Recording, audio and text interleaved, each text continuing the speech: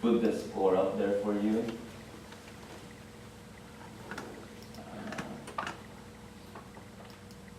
There's some extras.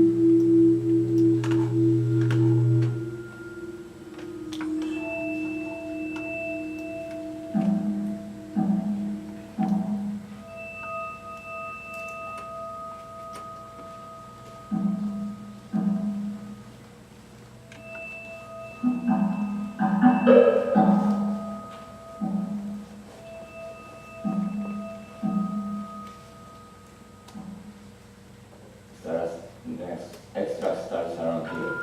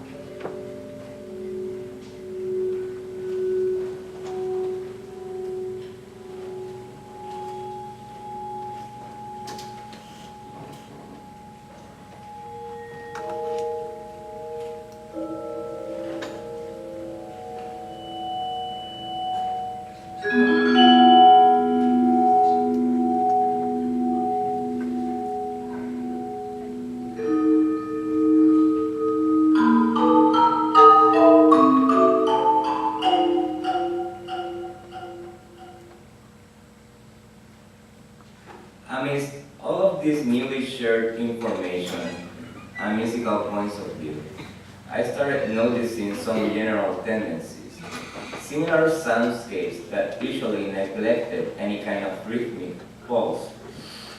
It was in a conversation with a fellow Japanese composer that I decided that in order to attain a more intimate voice, I had to reincorporate rhythm as one of the main features of my art. Just as before, The West Screen was the doorway through which I could relate to the outside world, which was Puerto Rico now, enabling a deeper immersion into the cultural productions of my homeland. Folkloric music, and particularly salsa, became the main music coming out of my playlist, reacquiring a stronger sense of meter and rhythm along the way. Within these styles, I could find something that was homely, but also uncanny, or unheimlich, to use Freud's term. To the millennial generation, those born roughly between 1980 and 1995, this is music from the past, one that we will listen to only at Christmas festivities or when we rode with that Cocolo uncle in the backseat of the car. Generally speaking, these genres are not part of our everyday life. Yet, they are very evocative of the island's community and incite a recollection of memories, as well as providing a sense of belonging. This is in blunt contrast with the cultural atmosphere, geographical landscapes, and weather conditions found in Buffalo, New York. So, out of a mixture of identity search, imagined past, fragmented memories, and nostalgia, I was reconnecting with the island's more traditional and colloquial musical culture than I did during the time that I lived there.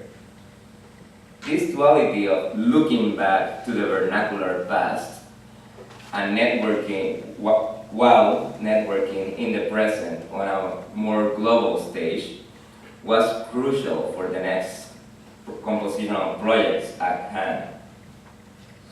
Following Leo Brouwer's words that culture is found in everyday life, in every human act that surrounds us, it may be said that I was getting a more complex and diversified apprehension of my personal culture. As already implied, I may greatly admire a musical genre or style while not being interested in replicating it. Respect and knowledge of tradition and history by implication is very important as it situates the individual in a specific place and period, and thus context. I like to think of my compositions as exerting a rational expansion within the diverse music of the world. One particular perspective out of many in the digital age. It is music that is conscious of the history that preceded it, as well as its current location. So, with that compositional precept in mind, will it be viable to incorporate some of the characteristics of traditional Puerto Rican music into an already cosmopolitan type of style? Fusions between classical-oriented languages and folkloric rhythms, pulse, and instruments have already been experimented with and perfected by previous generations. I had nothing to contribute in this area.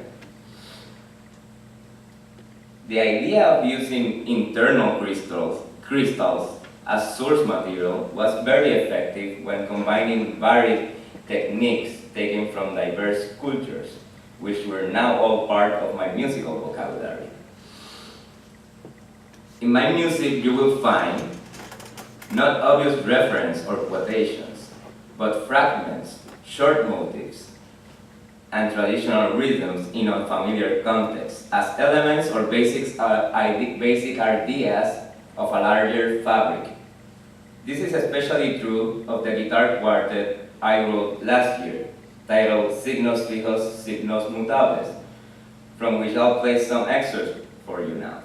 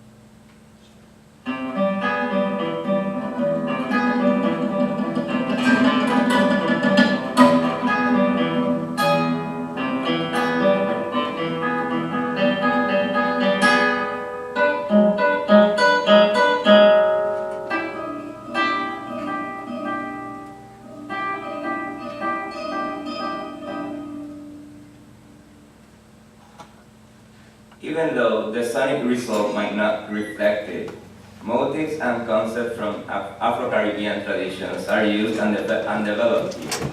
The main basic idea developed, or motif, is a simple rhythm found in many Puerto Ricans and Cuban dances. Percussive sonority was achieved through the palm mute and the snap pizzicato. The snap being used alongside contrasting rhythms to achieve a polyrhythmic texture. These are some of the seeds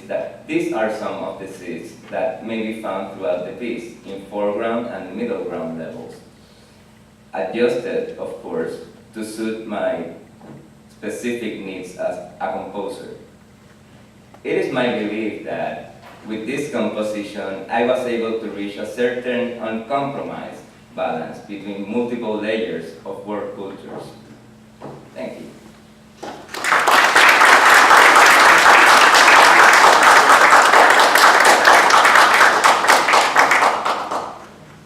I will open the floor now for questions, right? We got 5 minutes.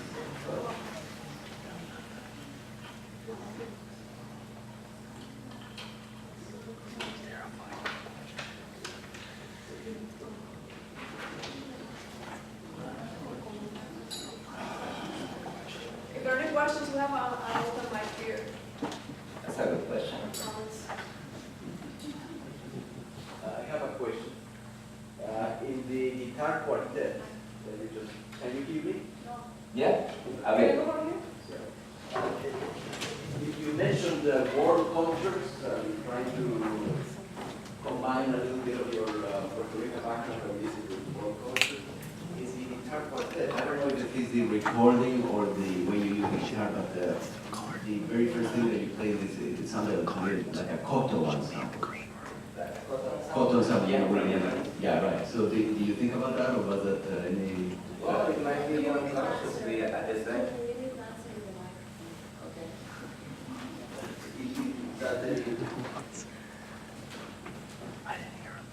That's a very interesting reading, and that's why I don't try to impose a listening mode on the audience beforehand. Like that Koto reference, I didn't have Koto in mind when I wrote this, but I certainly listened to a lot of Koto music in the years previous to this, and studied some of that while I was studying time passing in music. Jonathan Kramer studies stuff like that, Stockhausen. They deal a lot with these other cultures that have a different perception of time, so who knows? So, did that answer your question? Just curious. Okay. Let me know if there are any other questions. If not, we can shut this down. Yeah, at the beginning you mentioned that you don't like stereotypes, that folkloric was not the way you were going to go, and then you go to Buffalo and you start adding these polyrhythms and looking back from music before the 1980s. What made you go through that transition? Was it a cultural, familiar, or? Well, it was in part the environment. As I mentioned, like I believe in the Bravo idea that culture is everything that surrounds you, that you are acquiring culture. And once I moved over there, that there was a constant exposition of these types of music, which seemed really compelling to me. And out of that, I was kind of like trying.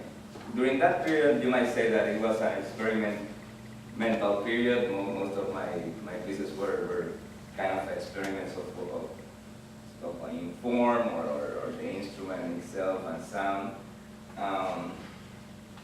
So yeah, it's part of the development of the culture. It's like I haven't been listening to this before. I know at least there's some craftsmanship. Even if I don't like it, I think that many of these pieces should be studied by every contemporary composer because they already made their landmark within Western musical history. Do you think maybe the cold weather of Buffalo might Isolation, of course, plays a role, but it plays a role in every composer's life. So You might say a composer.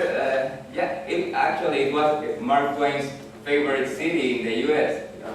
Figure that out. But yeah, it's kind of like you get a lot of isolated winters and a lot of snow and a lot of cold and stuff. Of course, that influences you personally. But I think that it is not that far apart from the enterprise of being a composer. Like we spend a long periods of time just alone composing with nobody else.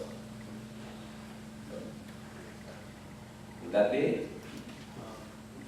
Yes. Hi, you mentioned salsa playing a role, being influential in your work.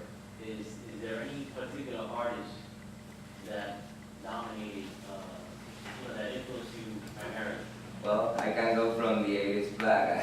I love Frankie Ruiz. I love Hector Lavoe and Hispania Costa with Colón. And going back, Ismael Rivera, Ismael Quintana.